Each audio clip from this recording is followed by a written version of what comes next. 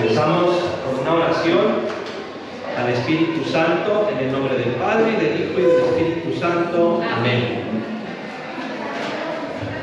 Ven, Espíritu Santo, llena los corazones de tus fieles y enciende en ellos el fuego de tu amor. Envía, Señor, tu Espíritu Creador, y se renovará la faz de la tierra. Oremos. Oh Dios, que has iluminado los corazones de tus hijos con la luz del Espíritu Santo,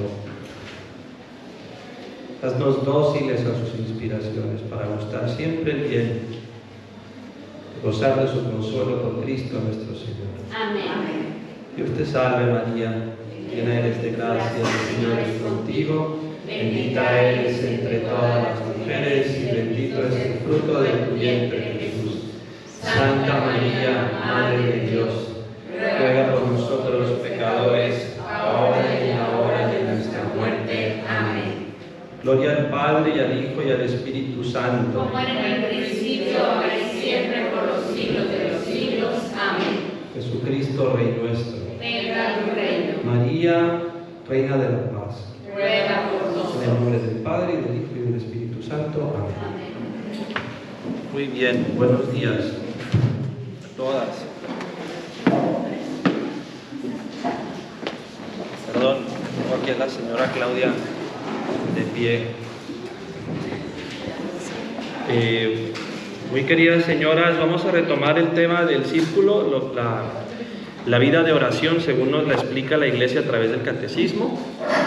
Pero antes quería hacer un comentario muy breve me dio mucho gusto ver un buen grupito de ustedes que estaban en el Rosario, en el Santísimo expuesto, pidiéndole a la Santísima Virgen, y pues podemos decir más precisamente a Dios a través de la Santísima Virgen, pidiendo por tantas cosas que llevamos en el corazón, pero especialmente por la paz en el mundo.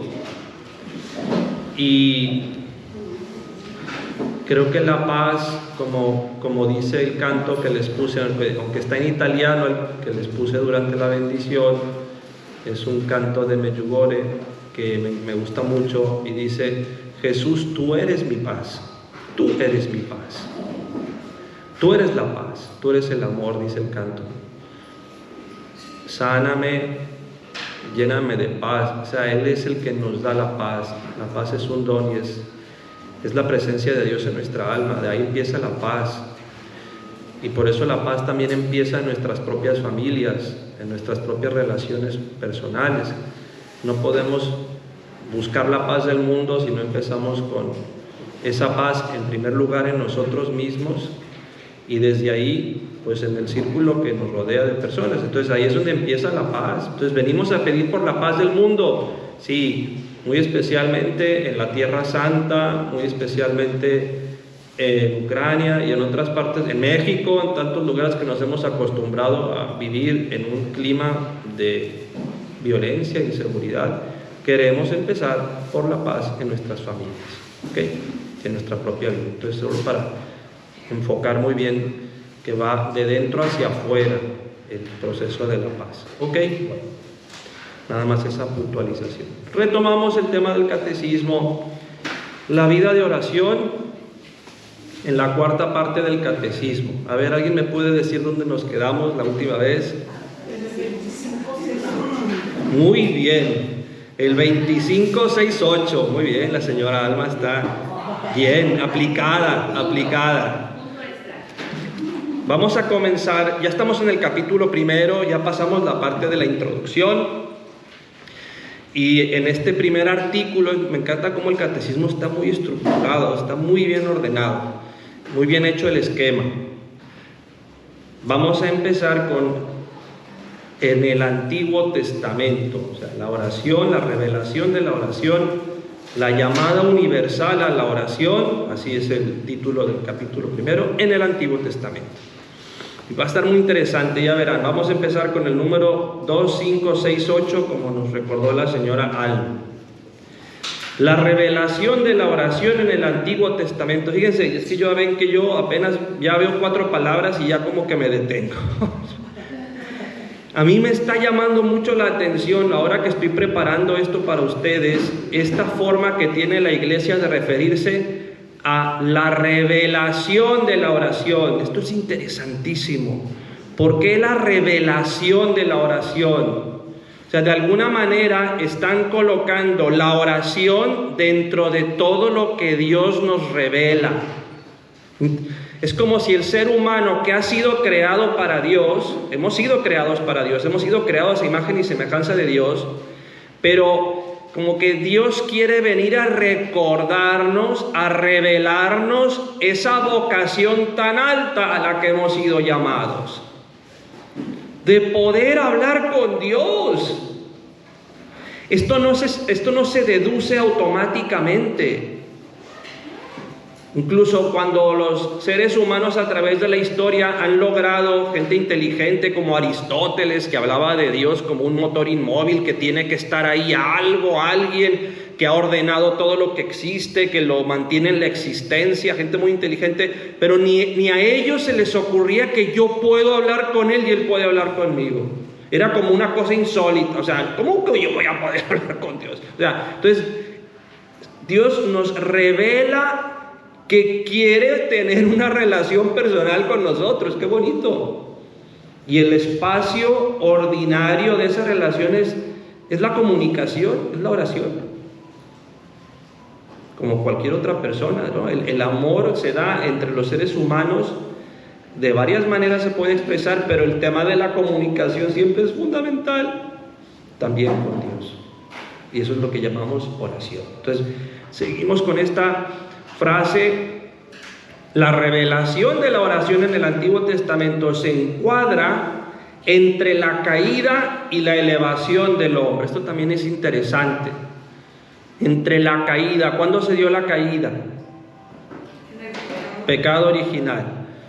Y la elevación del hombre, pues sobre todo a partir de la encarnación del Hijo de Dios, pero también del anuncio de todo lo que será el plan de salvación que Dios no ha renunciado. Pero qué interesante que lo vamos a encuadrar a partir de la caída. ¿Esto qué significa? Que el ser humano antes de la caída no tenía un diálogo con Dios. Sí, pero era de otro modo. No tenemos experiencia de eso. Era fácil, era natural. Entonces queremos aplicar este tema a lo que es el hombre histórico, como dice San Juan Pablo II en sus catequesis sobre el amor humano o teología del cuerpo. O sea, nuestra experiencia como personas caídas, que dudamos, que no es tan fácil reconocerlo. Ahí es donde queremos encuadrar el tema de la revelación en la oración, ¿ok? Y ahí es donde estamos. Y aquí estamos nosotros también en nuestras vidas. Estamos también nosotros, nuestra propia vida también está entre la caída y la elevación, entre el pecado y la gracia. Ahí estamos. Y ahí es donde Dios quiere ofrecerles la oración. Dice, fíjense cuáles son las primeras palabras que cita el catecismo. ¿Dónde estás? ¿Por qué lo has hecho? Está citando el Génesis capítulo 3, 9, 13. Es decir, apenas se da la caída, apenas se da el fallo y ya está Dios tomando la iniciativa para ir a buscar a la persona que quiere. Y lo hace además de una manera muy delicada. No dice, inútil, tonto, ¿qué hiciste? Dice, ¿dónde estás? ¿Qué has hecho? Son preguntas como la que puede tener una mamá con sus hijos cuando sabe que se ha portado mal, o se acerca cariñosamente y le dice, ¿qué hiciste, mijito? A ver, cuéntame. O sea, esa actitud de Dios, de que Él sale siempre, Él toma la iniciativa. Desde allí hasta las palabras de Jesucristo, he aquí que vengo a hacer, oh Dios, tu voluntad, que cita la carta a los Hebreos. Es decir, desde la oración se encuadra entre la caída y la elevación, entre mis metidas de pata, que ya está Dios ahí, el primero que quiere retomar la relación conmigo, hasta cuando estoy dando la mejor versión de mí misma. Todo ese espacio lo cubre la vida de oración. Interesante. O sea, nada se escapa a la vida de oración. Todo lo que sucede en tu vida se convierte en tema de oración si lo sabes aprovechar. De este modo, la oración está unida a la historia de los hombres, es lo que estamos diciendo. O sea, la oración tiene que ver con tu historia, con toda tu historia. Por eso cuando a veces hay personas que creen que yo no sé qué decirle a Dios, yo no sé cómo hablar con Él, cuéntale tu vida, es que ya la conoce, no importa que la conozca, Él quiere y necesita que tú se la cuentes. Este es uno de los temas más importantes de oración. Tu vida, lo bueno y lo malo, todo, háblalo con Él, ponlo en sus manos. Todo se convierte en tema de oración. Volviendo a la imagen de la mamá con el niño o con la niña, cuando una mamá, imagínense que viene de repente tu hijo o tu hija y te viene a contar algo, y es algo que tú ya sabes, ¿te gusta o no te gusta que te lo cuente?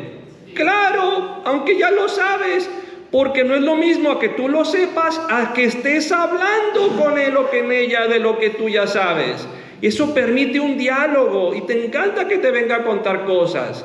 Lo mismo Dios, está esperando que le cuentes tus cosas.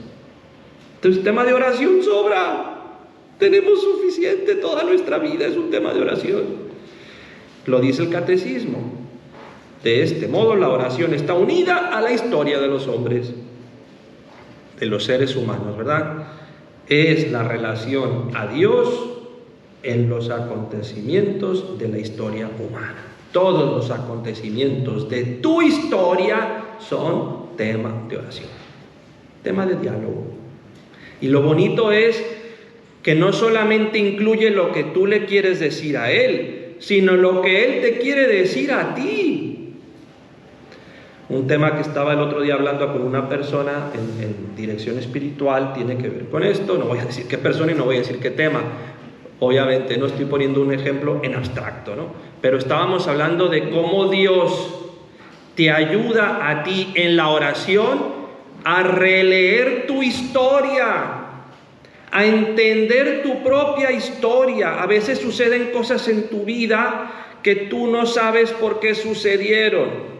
Y si lo relacionas con Dios, no sabes por qué Dios lo permitió. Y a veces son cosas dolorosas que se quedan allí como guardaditos, como que bueno, sí, al final sé que tengo que estar bien con Dios, pero yo sigo teniendo ahí ese tema que yo no sé por qué Dios permitió y todavía como que no se lo perdono, ¿verdad? A veces pasan esas cosas, somos humanos. Pero cuando tú entras en este clima de oración donde toda tu historia es tema de oración, en ese decírselo como tú lo sientas, y en ese quedarte a escuchar, a ver qué te dice, Él te va ayudando a que reinterpretes ese momento de tu vida. Una relectura que lo hace salvífico, que convierte esa historia en una historia de amor, que la redime. Es precioso eso. Y lo va integrando en tu vida. Incluso psicológicamente tiene sentido. Yo no soy psicólogo, pero la palabra integración es muy importante en el campo de la psicología. Integrar en tu vida todo lo que ha sido tu vida, integrarlo en una sola historia. Y eso se da de una manera muy bonita en la vida de oración. Pero hay que buscarlo. Señor, explícame mi historia, explícame. Y entonces amorosamente te va a decir, mira, acuérdate, ahí estaba yo. O mira, ahora te das cuenta que de aquí saliste más fuerte. O ahora te das cuenta que ahora puedes ayudar a otra persona que le está pasando lo mismo porque tú ya lo supiste superar, etcétera, etcétera, etcétera. Son ejemplos. Qué importante que la vida de oración, en primer lugar, y este es el número 2568, incluya toda nuestra historia. El Antiguo Testamento me está ayudando. Vamos a poner ejemplos, ¿ok? Más adelante. Siguiente número, preguntas. Ya saben, pueden hacer preguntas, levanten la mano y lo vamos respondiendo. 2000, quédense con este tema. Ahora vamos a saltar, parece que es otro tema, pero ya verán que luego volvemos, ¿ok? Cuando empezamos a ver personajes del Antiguo Testamento, vamos a volver a este tema. En el Antiguo Testamento se nos ofrece también otro modo de entender esa invitación, esa revelación en la oración, ¿okay? El tema de la creación. Número 2, 5, 6, 9. La oración se vive primeramente a partir de las realidades de la creación. Creo que todos sabemos a qué se refiere. Desde una mañana cuando te despiertas y ves, no sé, ves el sol o ves un amanecer bonito o empiezas a escuchar el canto de los pajaritos ahí si tienes algunos arbolitos cercanos, y eso te está diciendo de Dios, te está hablando de Dios. Nosotros que vivimos aquí cerquita del mar, cuando va a atardecer ahí junto al mar, o sea, esos paisajes, esos colores, eso te está diciendo algo, que hay alguien ahí detrás de todas esas obras hermosas, de toda la belleza de la creación, que te está diciendo de alguna manera: te quiero, que se manifiesta, que se revela. Por eso que importante es el contacto con la naturaleza. El contacto con la naturaleza, por eso nos relaja, porque es de alguna manera un recordatorio de lo mucho que Dios está presente y de lo mucho que me quiere a través del maravilloso mundo de la creación. Entonces vamos a seguir leyendo. La oración se vive a partir de las realidades de la creación primeramente. Los 9 primeros capítulos del Génesis describen esta relación con Dios como ofrenda por Abel de los primogénitos de su rebaño, como invocación del nombre divino por Enós. Está poniendo algunos ejemplos.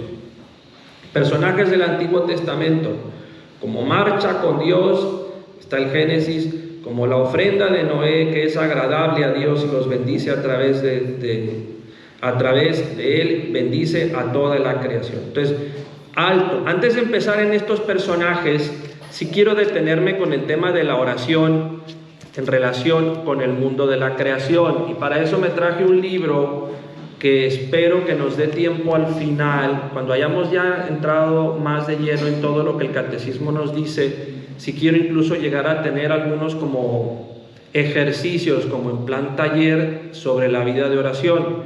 Y hay un libro que a mí me gusta mucho, se llama Oración y Temperamento.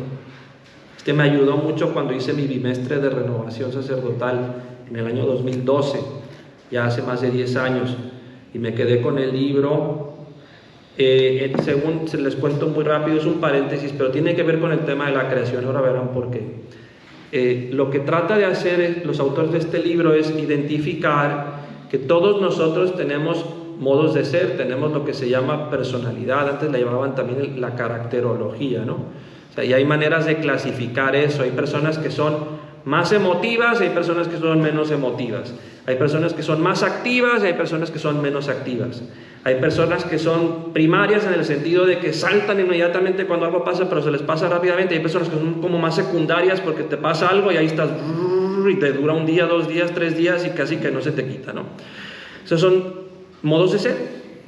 Entonces, lo que identificaron estas personas, siguiendo además un método para identificar esos tipos de personalidad, que son muy interesantes, un método que se llama Myers-Briggs. No voy a entrar ahora en detalle, pero se utiliza bastante incluso en el mundo de la empresa. Yo he sabido de personas que cuando van a entrar a trabajar les hacen ese test como para también tener un poquito más de conocimiento de la persona que va a entrar ahí a trabajar. Bueno, partiendo de eso, ellos dicen, a ver, ¿hay alguna relación entre esto y los modos de orar o las espiritualidades que hay en la tradición de la iglesia? Y encuentran que sí.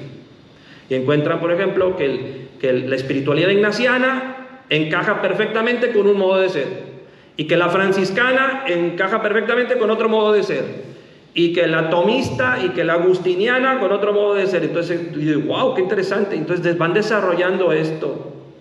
Entonces, hablando de la creación, fíjense lo que dice de la espiritualidad franciscana, que aunque sea de los franciscanos, a través de los franciscanos es un don para la iglesia, como también la espiritualidad del Regnum Christi a través de nosotros es un don para la iglesia.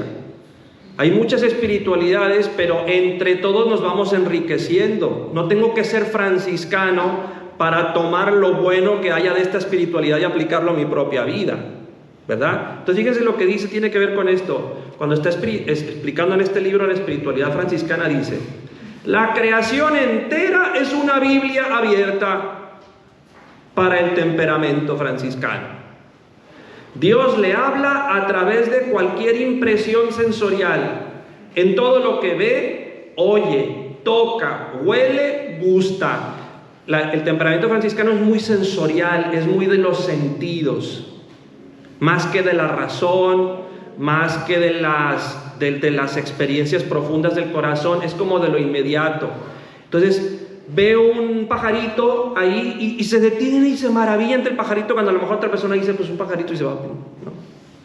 Y entonces, o la sonrisa de un niño, o entonces convierte eso en tema de oración. Eso que se le da de forma natural, en la escuela franciscana lo dirige hacia Dios.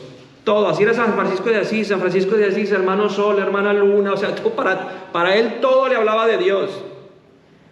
Entonces fíjense qué bonito. Sin embargo, son los libros de la Biblia, especialmente los relatos del Evangelio, de la vida de Jesús, los que producen una especial atracción en la persona que tiene este temperamento. San Francisco de Asís entendió el verdadero significado de la encarnación y la enseñanza. Entonces, por eso San Francisco de Asís fue, no sé si ustedes lo saben, el pesebre que ponemos en Navidad, el Belén, lo inventó San Francisco de Asís. O sea, San Francisco de Asís, en su contemplación del misterio de la encarnación, él quiso recrear eso y quiso hacerlo visible, y él hizo el primer pesebre en un pueblo que está cerca de Roma que se llama Greccio, creo que se llama el pueblo. Ahí San Francisco montó el primer Belén, eso que es tradición ya para todos los católicos. Y a los niños, ustedes saben cómo les ayuda cuando llega Navidad y está el nacimiento, y está la Virgen, y está el niño, y está el buey, y está la mula, y están los pastorcitos, y los reyes. Los niños se quedan así, como que se lo ven, lo pueden orar más fácilmente, porque ellos también son muy sencillos en su manera de conocer todavía. Entonces, les quería poner un ejemplo, ¿no? Pero el catecismo también está tratando de ayudarnos a reconocer que el primer modo, el más natural que tenemos todos, aunque esta espiritualidad lo desarrolle un poquito más, pero lo tenemos todos, es en el contacto con la naturaleza. Aprovechémoslo. Por eso les decía yo la semana pasada, o sea, todo tu día es una ocasión para orar si lo vemos así. Si todo lo que hay en mi vida lo puedo contar y lo puedo hablar con Dios, si todo lo que hay a mi alrededor, lo que veo, te estás disgustando un café a lo mejor sabrosito, ¿no? O sea, espero que esté sabroso, ¿no? Espero, ¿no? Sobre todo, pues si le pusieron un poquito de azúcar o de edulcorante o lo que sea. Pues, Señor, gracias, oye, me diste la capacidad de gustar algo. Gracias. Qué bueno eres que me diste la capacidad de gustar esta galletita o este cafecito o lo que más les apetezca, ¿verdad? Entonces, aprovechemos esos momentos también para convertirlos en vida de oración. Entonces, dicho eso, ahora sí vamos a pasar a personajes. Esto es lo que está haciendo este número. Por ejemplo, el caso de Abel. El caso de Abel pone en evidencia que la oración no solamente es recibir de Dios ese maravilloso mundo de la creación, sino corresponder. Él ofrecía a Dios. O sea, tú me has dado estas ovejitas, te lo ofrezco, Señor, ¿no? O sea, correspondo. O sea, no solamente voy a gustar o voy a disfrutar todo lo bueno que me estás dando en el mundo de la creación. O sea, es que te lo voy a agradecer y lo vuelvo a poner en tus manos, como cuando explicamos la misa, que ustedes recordarán en el ofertorio, ¿no? Este fruto de la tierra y del trabajo del hombre que recibimos de tu generosidad y ahora te presentamos. Qué bonito, el intercambio. Tú me das cosas a mí, yo también te quiero dar a ti. ¿Sabes qué, Señor? ¿Qué te voy a dar? Te voy a dar el don más valioso que yo tengo, mi tiempo. El don más valioso que tengo es mi tiempo. Te voy a dar de mi tiempo, Señor, aunque parezca un poco fuerte, porque es a Dios. Sí, Dios también agradece que caigan migajas de nuestra mesa, de nuestro tiempo, para que se los demos a Él, ¿verdad? Entonces, Abel, por ejemplo. Entonces, ahí vamos viendo personajes que yo no les voy a, no quiero meterme ahora, pero sí les invito, si quieren entrar ustedes más a fondo, tomen este número, vayan a estas citas bíblicas. A ver, quiero imaginarme más detalladamente lo que pasó con Abel y su rebaño. Génesis 4:4, ahí tienen la cita. Tienen tema también de oración, de contemplación. En el caso de Enós, Génesis 4:26, invocación del nombre divino. O sea, Enós, en este caso, lo pone la Sagrada Escritura, él reconoce el nombre de Dios, busca a Dios, lo llama por su nombre. El caso de Noé también aparece, la ofrenda de Noé es agradable a Dios, que la bendice, y a través de eso bendice toda la creación. Ahí están las citas, ¿ok? La marcha con Dios, Génesis 6. Esto también es interesante, va a aparecer muchas veces esta palabra de marcha con Dios. Esto es como andar con Dios. Esto es un modo también de referirse a la vida de oración. Qué bonito cuando ves la vida de oración como un caminar con Dios. No como un momento solo que dedico a Dios, sino lo que decíamos el miércoles pasado, que Dios está conmigo siempre que estoy en su presencia. Y si estoy en su presencia 24/7, me acompaña 24/7. Y lo que yo necesito hacer es simplemente tomar conciencia de que Él está conmigo, de que camino con Dios, de que marcho con Dios, de que haga lo que hagas. Recuerdan que les ponía yo el ejemplo. Estás ahí en el supermercado haciendo la compra. Dios está contigo. Oye, ¿cuáles aguacates te gustan, Señor? A ver, para llevar a mi familia, ¿no? Ayúdame a escogerlos, ¿no? O sea, no sé, ¿por qué no? O sea, se hace algo bonito eso, si lo sabes descubrir así en tu vida. Hace rato fui a pagar el gas y pues fui a pagar el gas con Dios. O sea, ¿por qué no? Entonces eso te ayuda también a tratar mejor a la persona que tienes delante. Si estás consciente de eso, pues eres un embajador de Dios también para esas personas. Bueno, no estoy exagerando, hay que bajar ese detalle, ¿ok? Entonces es lo que trata de hacer este número. En su alianza indefectible con todos los seres vivientes, Génesis 9. ¿Por qué dice con todos los seres vivientes? Alianza. Explíquemelo a alguien esto. Todos los seres vivientes, ¿quiénes son? La naturaleza. O sea, que hay una alianza también con la naturaleza. Sí, el Papa acaba de escribir una encíclica que ya les pasé sobre el cuidado de la naturaleza, que va continuando con el tema anterior de Laudate Si, ahora se llama Laudate Dominum. Pero es el mismo tema entrando más a detalle. Dios nos está encargando también la naturaleza para que la cuidemos.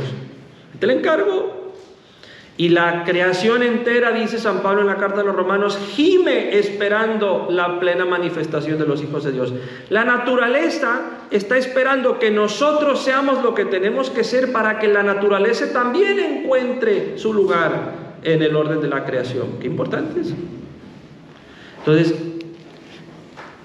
en esa alianza con todos los seres vivientes, Dios llama siempre a los hombres a orar. Fíjense, es que esa frase es tan sencilla, pero a la vez profunda. Dios llama siempre a todos los seres humanos a orar. Siempre nos llama, respeta nuestra libertad. Pero continuamente está diciendo durante el día, no sé, aquí veo a 3 Claudias, veo aquí por lo menos, ¿no? Está diciendo, Claudia, todo el día está diciendo, Claudia. O sea, a cada una por su nombre, está llamando todos los días el Señor. A mí también me llama. Dios llama siempre a todos los seres humanos a orar. Pero en el Antiguo Testamento la oración se revela sobre todo a partir de nuestro padre Abraham. Entonces ahora sí vamos a empezar, siguiente número, con esa revelación de la oración en la vida de Abraham. Y esto es un ejemplo también de alguien que aprendió a releer su propia historia, a integrar cosas que en su momento no entendió. La historia de Abraham es muy potente. ¿Preguntas hasta aquí? ¿Dudas? ¿Objeciones? ¿No? ¿Seguimos? Sí. Número 2570. La promesa y la oración de la fe. Cada uno de estos personajes que vamos a ir viendo a partir de ahora del Antiguo Testamento, como que subrayan una actitud dentro de la oración.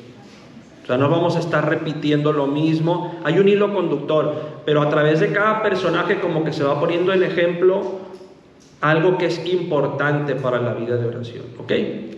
Vamos a empezar con Abraham. ¿Qué fue la promesa? Y la oración de la fe. Así lo titula el catecismo. Cuando Dios lo llama, Abraham se pone en camino, como se lo había dicho el Señor.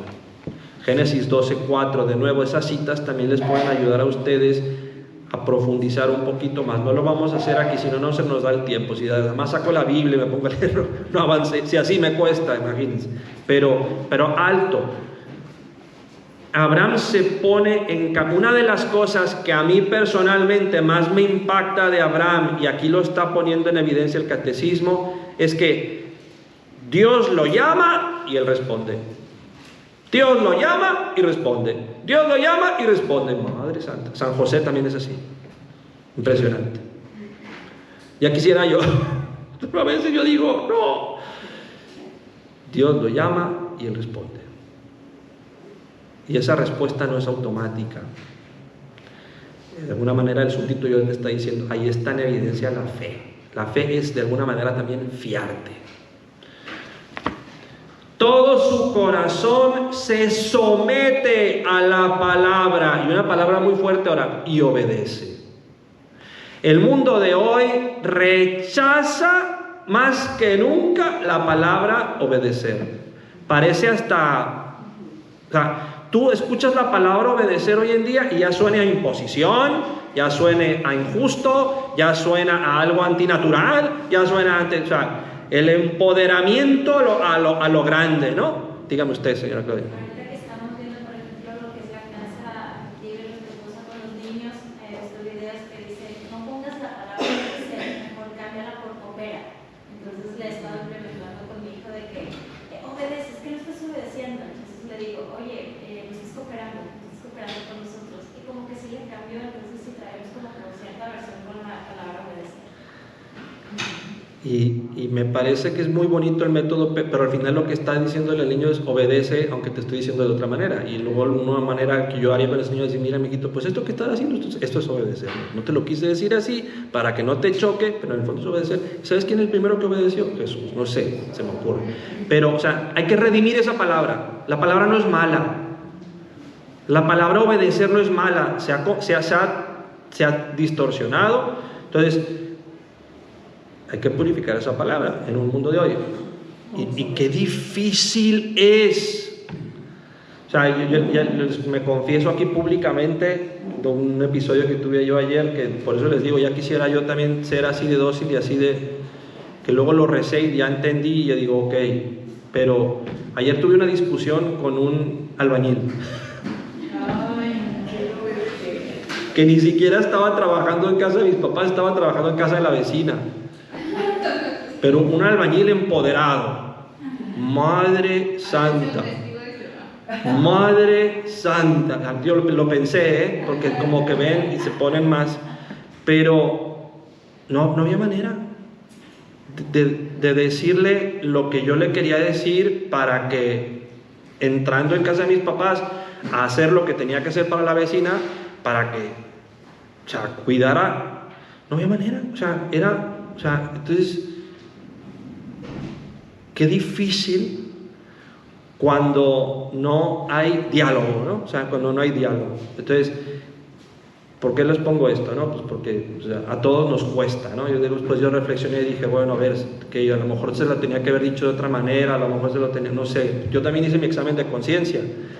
Pero volviendo al tema, Abraham es modelo, es nuestro padre en la fe, pero... actitudes concretas, qué bonito es decir nuestro Padre en la fe. O sea, Dios le pide algo y obedece, se fía de Dios, le da el beneficio de la duda a Dios. Dice, no lo entiendo, pero si Dios me lo pide será porque es para mi bien y no me complico y voy. Esa es la actitud sencilla.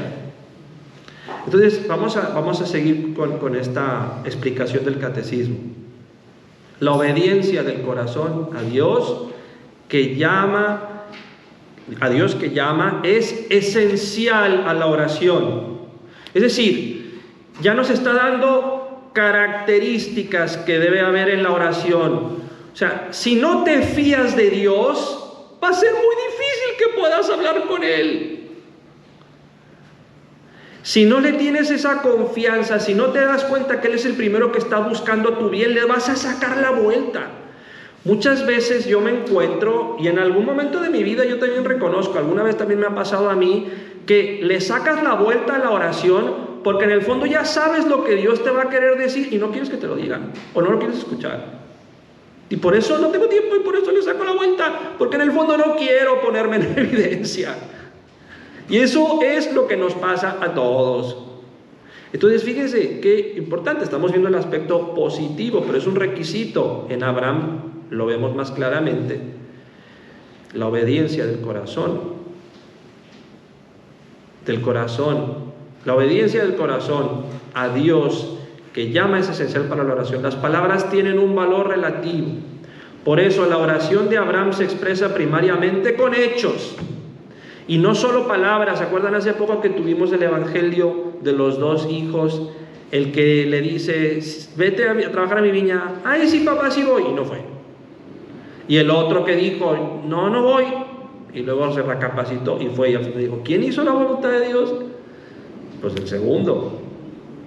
Hechos, decía Santa Teresa, acabamos de celebrar su fiesta. Hechos son amores y no buenas razones. Las buenas razones no son suficientes. La oración de Abraham se expresa primeramente con hechos. Hombre de silencio. Otra característica para la oración es el silencio. Digamos, para la oración más personal, para la oración más de corazón, para percibir esos movimientos de Dios que está en tu alma, necesitas el silencio. Recogimiento es otra manera de llamarlo. Desconectar un poquito. Por eso yo sí les invito, señoras, bajamos a práctico. Cada una sabrá cómo lo hace en su propia casa, pero tengan ese lugar en su casa donde ustedes puedan encontrar ese recogimiento y ese silencio. Hay familias que tienen su altarcito, no sé si llega a capillita, pues ya depende de qué tanto espacio y qué tanto lo quieres, pero tener ese lugar donde tú sabes que te es fácil en un determinado momento ir y encontrar ese silencio y encuentras el ambiente que te favorece. Padre, ya quisiera yo poder tener eso, no tengo. Bueno, o sea, haga lo que pueda, inténtelo, pero el recogimiento es muy importante. No solo depende de lo exterior, depende de lo interior. A veces también es salir. Hay personas que encuentran ese silencio, ese recogimiento saliendo a caminar por la mañana, o donde sea. Hay que buscarlo. ¿Ok? Silencio.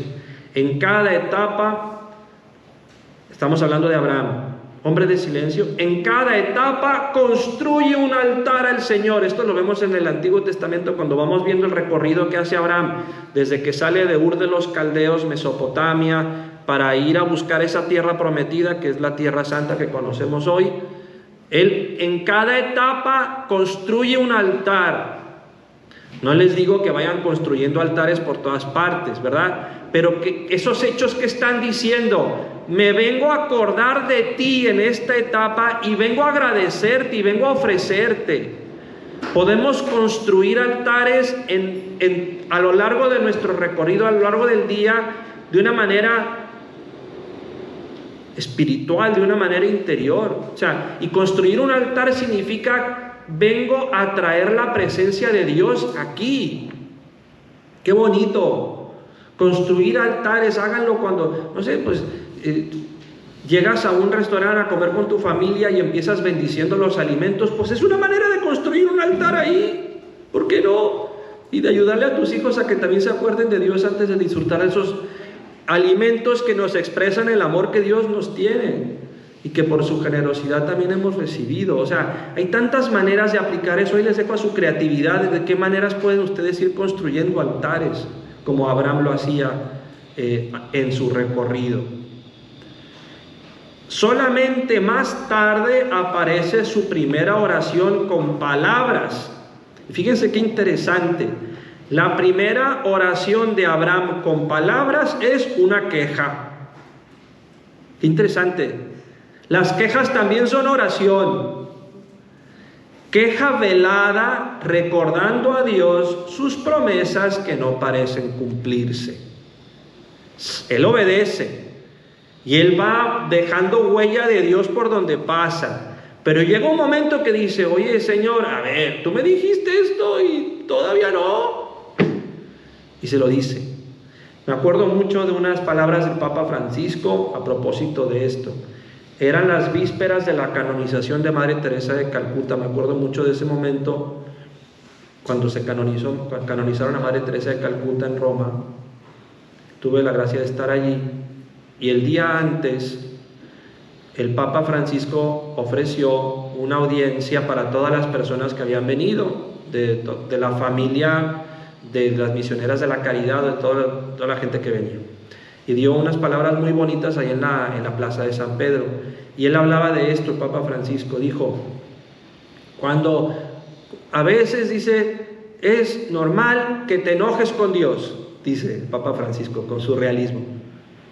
Pero díselo, dice el Papa, si te enojas con Dios, díselo, ve y díselo. ¿Por qué no entiendes algo? ¿Por qué te molesta algo? ¿Por qué te cuesta no sé qué? ¿No sabes por qué permitió algo en tu vida? Lo que sea, díselo, dice.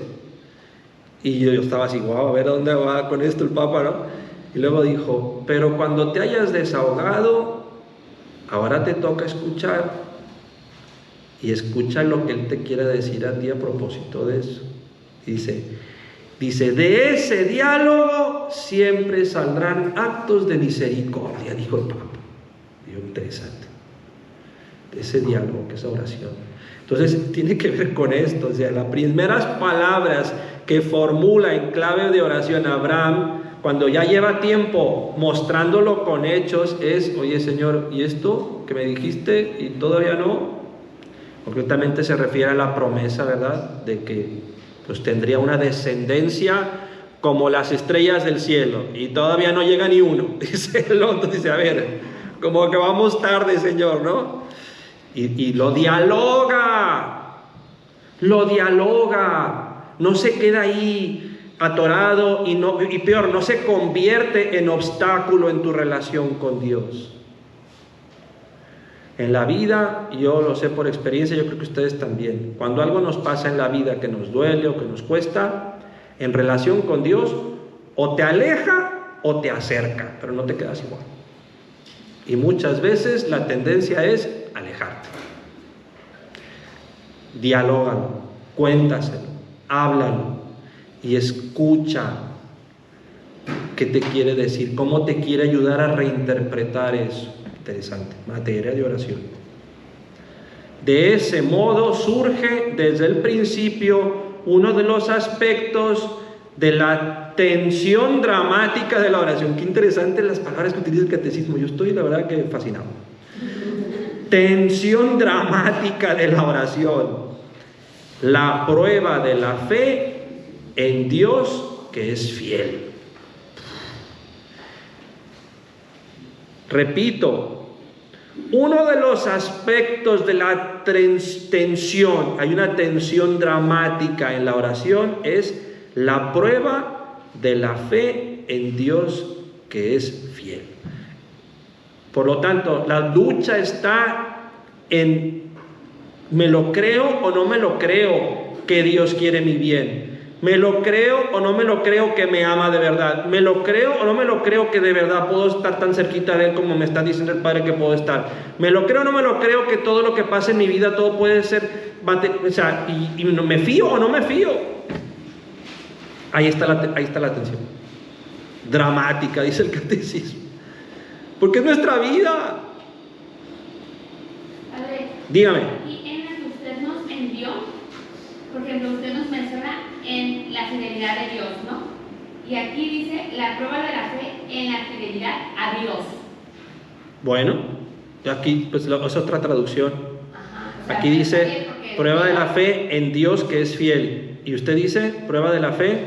En la fidelidad a Dios. O sea, bueno, que de parte de nosotros. Es la misma realidad, ajá, es el mismo hecho en sentido pasivo o en sentido activo, ¿no? Pero es el mismo hecho final. Interesante, qué bueno que me dice. Cuando vean esas frases en sus versiones que no están exactamente como lo estoy leyendo, me lo dicen, yo también tomo nota. Sí, porque me acordé que yo siempre le digo a mis hijas que Dios es fiel, pero para darnos cuenta que Dios es fiel tenemos que ser fieles nosotros. Porque si nosotros no somos fieles a Dios, no nos vamos a dar cuenta de esa fidelidad que Él nos da. Me gusta la palabra o la frase darme cuenta, porque de hecho lo es, pero hasta que no me empiezo yo a fiar de Él, es donde no me doy cuenta lo mucho que Él es fiel a lo que me está ofreciendo. O sea, sí, en esa correspondencia descubro más. Entonces, ¿por dónde empiezo? Aquí es como ¿quién vino primero, el huevo o la gallina? ¿No? Pues creyendo, pues fiándome en gerundio, confiando cuando no me nace confiar, buscándolo cuando no me nace buscarlo. Ahí empieza. O sea, porque Él ya está ahí disponible, ya está listo, ya está esperando. Bien, me gusta que también vamos precisando. Ok, ¿pasamos el siguiente número o alguna duda, objeción? ¿No? 2, 5, 7, 1. Seguimos con Abraham. Habiendo creído en Dios, y de nuevo la riqueza del catecismo que te va dando las citas, o sea, es que aquí materias de retiro. Habiendo creído en Dios, marchando en su presencia y en alianza con Él, es decir, ya está orando, ya está creyendo, ya está obedeciendo, ya está caminando. El patriarca está dispuesto a acoger en su tienda al huésped misterioso. Esto, señoras, es emocionante. Es decir, cuando tú empiezas a entrar en el mundo de la oración, el Señor lo que quiere es llevarte a más, y a más, y a más, cosas que ni te esperas. El camino de la oración no solamente es un camino horizontal en el que cada vez más te vas acostumbrando a que Dios está presente en tu vida, sino que es un camino ascendente en el que vas entrando más en comunión con Él y vas degustando más su presencia y vas maravillándote más de cosas que antes ni te imaginabas que te ibas a poder maravillar. Vamos a ver cómo nos pone el ejemplo, lo del huésped misterioso. En la admirable hospitalidad de Mambré, preludio a la anunciación del verdadero Hijo de la promesa, y ahí están las citas.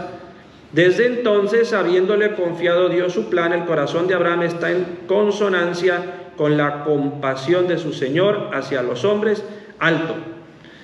¿Conocen el pasaje de Mambré? No.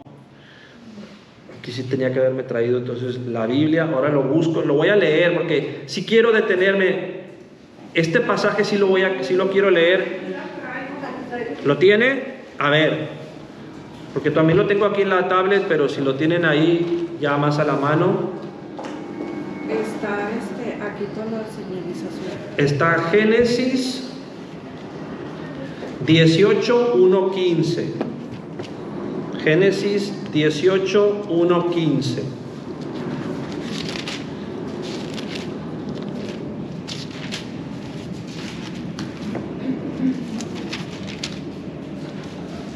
Aparición de Dios en Mambré.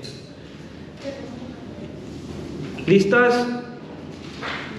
El Señor se apareció a Abraham junto al encinar de Mambré. Alto. Fíjense, aquí ya se ve un salto cualitativo. O sea, ya no es solo que él percibe algo y dice que sí, y luego Dios le sigue pidiendo y dice que sí, y luego, o sea, él ya va a tener otro tipo de encuentro. No es tan ordinario, ni se lo espera. Junto al encinar de Mambré, cuando estaba sentado ante su tienda a la hora del calor, levantó la mirada y vio 3 hombres que estaban de pie próximos a él. En la tradición de la iglesia, estos 3 personajes, de hecho hay una pintura muy antigua paleocristiana que representa a estos 3 personajes. ¿A qué le suena a usted estos 3 personajes que se le presentan a Abraham? Santísima Trinidad. En el Antiguo Testamento es una manera de prefigurar esas tres personas de un solo Dios. Es la Santísima Trinidad la que se le está apareciendo de una forma, antropomórfica, es decir, parecen tres hombres, pero es una manera que se le está revelando, ¿ok? Que estaba de pie próximos a él. En cuanto los vio, corrió a su encuentro. Fíjense de nuevo la actitud de Abraham. Hay dos formas que tú puedes reaccionar ante algo desconocido: huir o salir al encuentro. Él sale al encuentro y dice, los detalles son importantes, es la hora del calor, está haciendo un calorón, está ahí resguardándose del calor, de repente ve tres personajes ahí, le pudo haber dado miedo. Él sale al encuentro, corrió a su encuentro desde la puerta de la tienda y postrándose en tierra dijo: mi Señor, por favor, te ruego, no pases sin detenerte con tu siervo. Como que de alguna manera en esos tres personajes él percibe la presencia de Dios y humildemente va y se postra y dice: no pases de largo sin quedarte. Es precioso este pasaje. Es cuando reconocemos en nuestra vida, señoras, ustedes no van a tener hoy, seguramente no van a tener hoy que tres personajes se les aparecen afuera de la puerta. Y si los ven, pues no apliquen el mismo criterio, porque sí que no van a saber quiénes son, ¿verdad?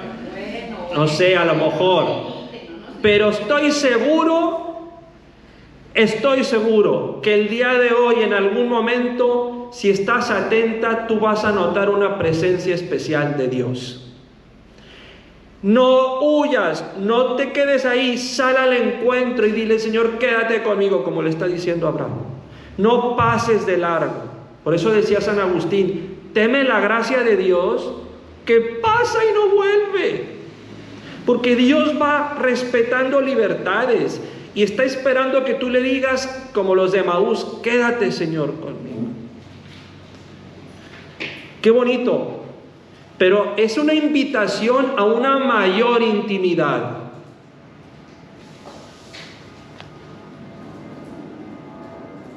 Mi Señor, por favor, te ruego, no pases sin detenerte con tu siervo.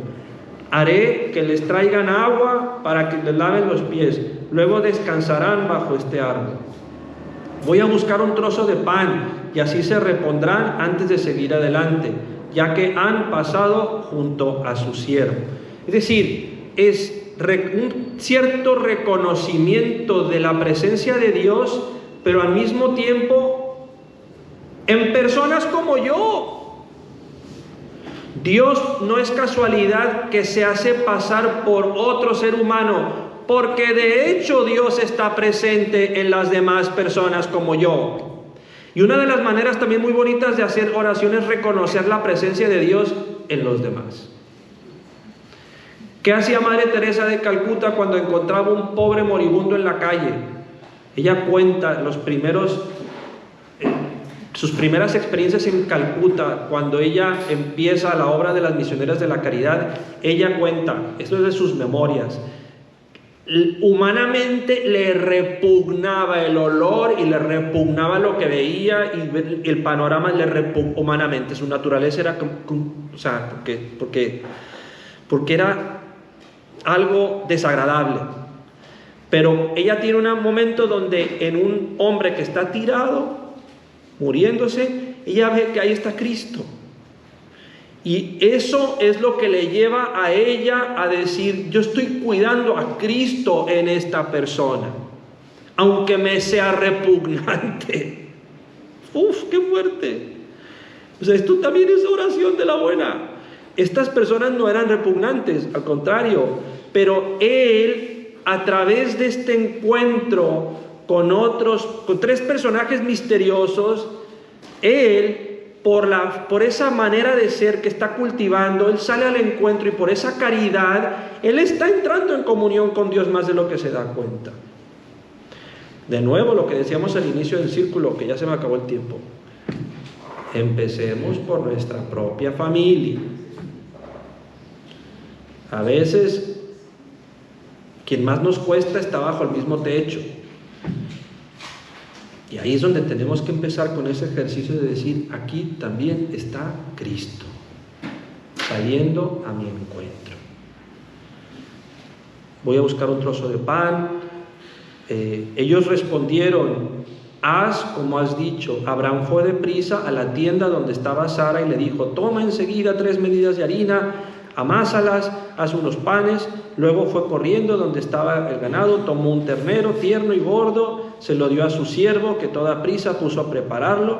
Tomó después queso fresco, leche. O sea, también estos detalles son bonitos. O sea, no lo mínimo por cumplir. O sea, es como si fuera una persona querida de toda la vida que viene y que quieres tratar con el máximo cariño. Es desbordante en detalles y generosidad. Leche y el ternero ya preparado, y se los ofreció. Él se quedó de pie junto a ellos bajo el árbol mientras comían. Ellos le preguntaron, ¿dónde está Sara tu mujer? Él le respondió, en la tienda. El visitante le dijo, bien, dentro de 1 año te veré de nuevo y para entonces tu mujer Sara tendrá un hijo. Fíjense, la promesa. Él se está quejando con Dios, lo acabamos de ver en un momento donde dice, oye Señor, o sea, yo llevo aquí toda la vida haciendo lo que me pediste y como que no veo como que tú pongas lo que tú también dijiste que ibas a poner, ¿no? Y se lo dice, y hay un diálogo. Y de alguna manera, yo no sé en ese diálogo después de la queja qué fue lo que escuchó Abraham, pero Dios responde, y viene la Trinidad misma.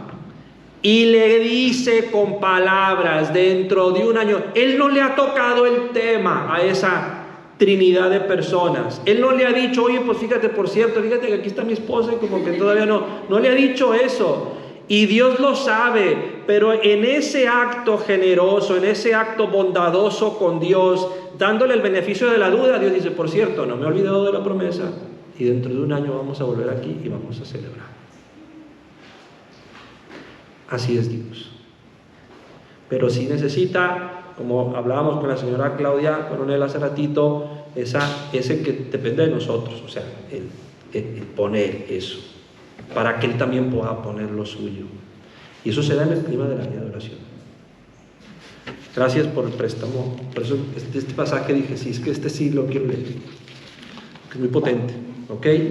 Entonces, señoras, lo dejamos aquí. ¿Alguna pregunta? Qué duro la tarea que les di de reconocer la presencia de Dios en todas las personas que le rodean, porque a mí me faltó ayer reconocer la presencia de Dios en un pobrecito albañil empoderado que pues me estaba también tratando de poner en evidencia las propias cosas que yo también tengo que mejorar. Entonces pues nunca es tarde, ¿verdad?